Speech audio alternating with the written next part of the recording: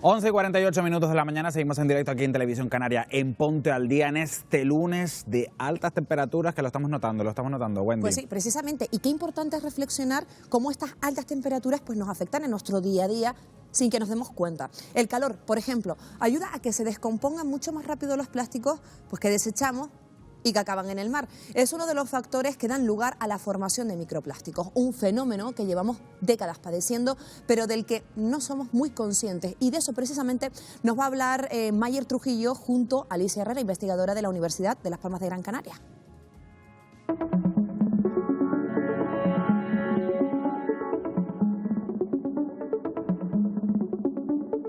Esto que tengo en mis manos son microplásticos que flotan en el mar. No sé si han planteado alguna vez qué consecuencias puede tener para los peces que se coman estos microplásticos y después nosotros nos comamos a esos peces. Pues a esa pregunta ha dado respuesta una investigadora de la Universidad de Las Palmas de Gran Canaria que pertenece al grupo EOMAR de la Facultad de Ciencias del Mar, que está con nosotros aquí en su laboratorio. Alicia Herrera, ¿qué tal? Buenos días. Hola, buenos días. Primero que nada, gracias por invitarnos a tu laboratorio. Nada, gracias a ustedes por dar difusión a nuestras investigaciones. Aquí estamos rodeados de peces con los que ustedes pues están haciendo la segunda fase de la investigación, pero ya la primera fase de la investigación ha sido muy interesante. Exactamente. Nosotros habíamos hecho un estudio donde ya habíamos constatado que estos microplásticos que vemos normalmente en la playa no son tan inocuos como pensábamos, no es que pasan por el tracto digestivo y no tienen ningún efecto en los peces. Hemos constatado que estos microplásticos reales, además colectados de nuestras playas, tenían contaminantes químicos que han pasado al hígado de los peces. ¿Qué significa eso? Porque claro, habitualmente las vísceras de los peces nosotros no nos las comemos. ¿Puede ser que pase eso al músculo y que nosotros nos comamos esos contaminantes?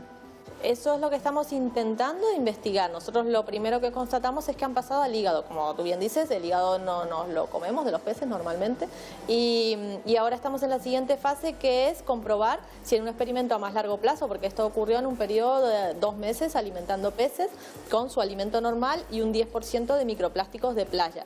En 2 meses encontramos contaminantes químicos en el hígado, pero ¿qué pasaría a más largo plazo? ¿Pasarían estos contaminantes a otros tejidos como el tejido muscular?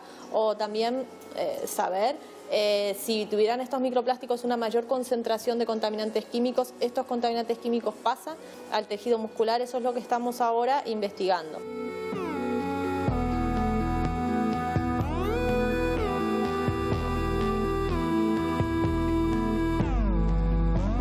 Bueno, ahora volveremos a esa segunda fase de la investigación, pero seguro que todos los que nos están viendo se preguntarán ¿por qué esos contaminantes se pegan a los microplásticos?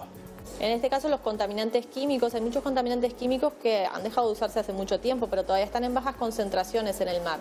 Son hidrofóbicos, es decir, que repelen el agua y los microplásticos que están flotando en el mar los concentran, es decir, se le empiezan a pegar en las paredes todo este tipo de contaminantes químicos que van desde el DDT, que se ha dejado de utilizar en los años 80, incluso los que usamos en las cremas solares, la crema solar que nos ponemos, los protectores solares, tienen contaminantes químicos que luego quedan flotando y terminan pegándose a las paredes de los microplásticos. También hemos constatado la presencia de este tipo de contaminantes, la oxibenzona. Esto es bueno que nos lo expliques bien, o sea que cuando nos metemos en el mar, que efectivamente nos recomiendan que nos pongamos protector solar y dejamos esa mancha, ¿no?, en el agua, ahí estamos dejando contaminantes. Exacto. Si usamos protectores solares que contienen protectores químicos, no filtros físicos, esos filtros físicos no contaminan, pero los que tienen filtros químicos, hay muchos de estos filtros químicos que son contaminantes químicos que luego han aparecido en los microplásticos.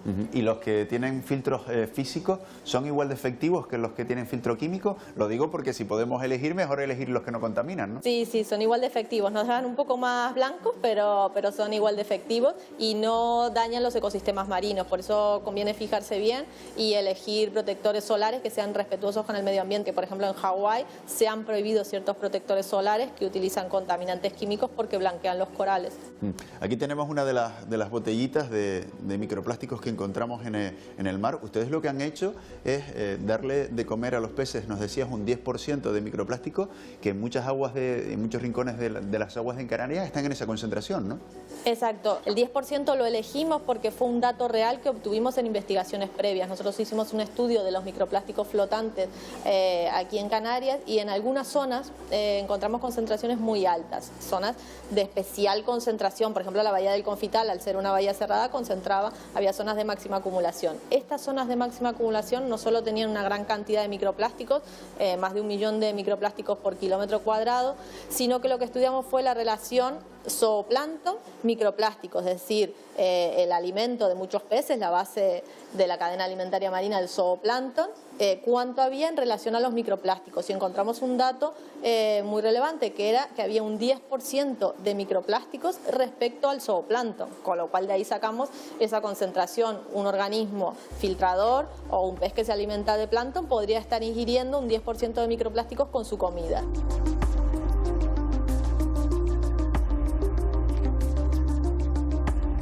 Alicia, ¿por qué los peces no discriminan? O sea, los peces no son capaces de diferenciar entre el alimento del zooplancton y estos microplásticos. No, muchos, por ejemplo, los filtradores directamente porque filtran y lo que está junto con el zooplancton se lo comen. Hay otras hipótesis que es que, por ejemplo, en las caballas que nosotros estudiamos, caballas salvajes, estudiamos el contenido estomacal y encontramos que el 78% tenía microplásticos en el estómago. Muchos de estos microplásticos eran unos fragmentos azules, muy de tamaño y de color y de forma muy parecidos a copépodos, que son el principal componente del zooplancton. Entonces pensamos que se lo podían comer confundidos con su alimento natural, digamos, estos copépodos del género Lavidocera, que son de ese color. Entonces, pues en ese caso sí lo confunden con su alimento. ¿De dónde viene el plástico que tenemos en las aguas de Canarias? De muchos sitios. Acabamos de publicar un estudio que hicimos en Alegranza en 2020 y obtuvimos datos muy interesantes. Un gran porcentaje es proveniente del tráfico marítimo y de la pesca. Nos dimos cuenta porque muchas de las botellas de plástico, que fue el objeto más abundante de todo lo que encontramos, fueron botellas de plástico PET, esta de agua o refresco. Las etiquetas indicaban procedencia de países asiáticos, con lo cual en este caso no pueden venir por las corrientes, sino que eso proviene del tráfico marítimo. Además todavía tenía las etiquetas legibles, o sea que llevaban poquito tiempo en el mar. O sea, son botellas que tiran los pescadores al mar. Sí, los barcos pesqueros, probablemente ahí ya no barcos de transporte de mercancías, sí, puede ser, ¿no? Sí, exacto, de transportes de mercancía, pero bueno, hay una gran cantidad de residuos que proviene de este sector. No sabemos si se caen accidentalmente, si son arrojados intencionalmente al mar, o sea, no, pero sí es verdad que con el estudio de Alegranza podemos determinar que provienen de este sector, pero después hay una cantidad de plásticos que no sabemos su procedencia, pero hubo un dato relevante que eran unas etiquetas que encontrábamos con mucha frecuencia, que además hicimos un llamado de Ciencia Ciudadana que los que encontraran nos la enviaran a la facultad. Y tenemos más de 100 etiquetas de trampas de langosta. Se les pone una licencia de plástico, una etiquetita que tiene una fecha y el lugar de procedencia. Entonces pudimos determinar que una gran cantidad de estos residuos provienen de la costa este de Estados Unidos y Canadá. Y son arrastrados a través de la corriente de Canarias, un brazo descendente de la corriente del Golfo, que los deposita fundamentalmente en todas las costas de orientación norte y noreste, que es lo que ocurre, por ejemplo, en Alegranza o en las costas de La Graciosa. Que son estas etiquetas que tengo aquí en mis manos, que se las vamos a enseñar a los espectadores para que la vean. Vaya regalito nos hacen, ¿no? La verdad es en que este sí. caso los que se dedican al cultivo de los bogavantes en Norteamérica, ¿no? La verdad es que sí, cada color corresponde a un año y hemos encontrado algunas etiquetas que indicaban fecha de 1999, o sea que llevan más de 20 años flotando en el mar, todavía como ves están casi intactas y terminan llegando a sitios vírgenes como puede ser Alegranza. Qué pena, ¿no? Porque un plástico como este, ¿cuánto tiempo tarda en degradarse? Depende mucho del tipo de plástico. Hay plásticos que se degradan en 1 o 2 años y hay otros que pueden tardar más de 100 años en degradarse. Entonces depende mucho del material. En este caso, por ejemplo, sabemos que algunas tienen 20 años flotando en el mar y están prácticamente intactas con la etiqueta legible. ¿Cuánto plástico tiramos cada año al mar? Se estima que unas 8 millones de toneladas llegan anualmente al mar. 8 millones de toneladas. Sí. Y el problema no parece tener solución a corto plazo porque cada año están llegando más cantidad de plástico al mar porque cada año se produce más plástico y siempre hay un porcentaje que termina llegando al mar.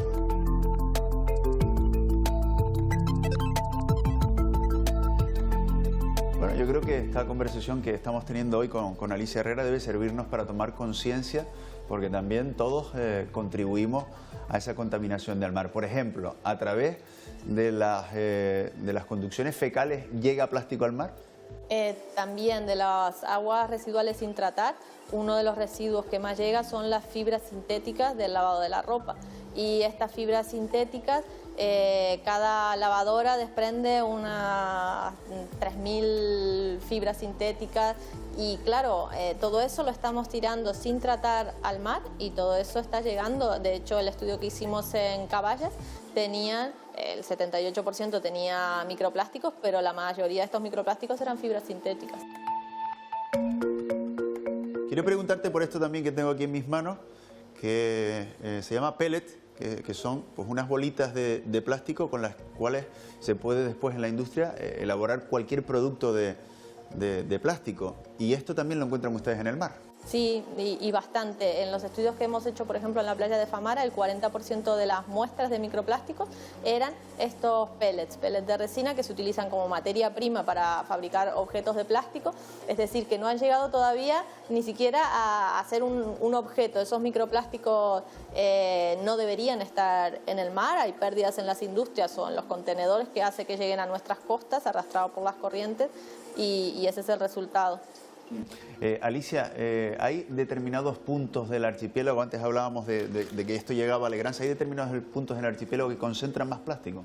Sí, hay playas especialmente afectadas, sobre todo por la orientación, son las más expuestas generalmente a las corrientes, suelen ser, por ejemplo, en La Graciosa, Playa Alhambra, en Lanzarote, Famara, en Gran Canaria, la playa de las Canteras tiene épocas que recibe bastante cantidad de microplásticos, en Tenerife, la playa de Porís, en el Hierro, Arenas Blancas, hay lo que conocemos como hotspot, como puntos calientes donde se concentran estos microplásticos. Y en cuanto a microplásticos flotantes, estamos estudiando las acumulaciones y, por ejemplo, la bahía del Confital suele ser también un punto de acumulación y el sur de las islas, tanto el sur de Gran Canaria como el sur de Tenerife también acumula. Bueno, Alicia, si te parece, cuando tengan ya finalizada la investigación con esos peces que hemos visto, peces cebra muy pequeñitos, donde están ustedes investigando si los contaminantes pasan también al músculo, volveremos a hablar y nos contarás. Sí, ya les contaremos los resultados de esta nueva investigación y de nuevo muchas gracias por dar difusión a esta problemática, que es importante que llegue a la sociedad porque nosotros también somos los que tenemos que hacer este cambio en el consumo de plástico. Bueno, muchas gracias por acogernos aquí en tu laboratorio, entre peces y entre matraces en los que ahora mismo pues estamos viendo cómo evoluciona esta investigación. Muchas gracias. Gracias.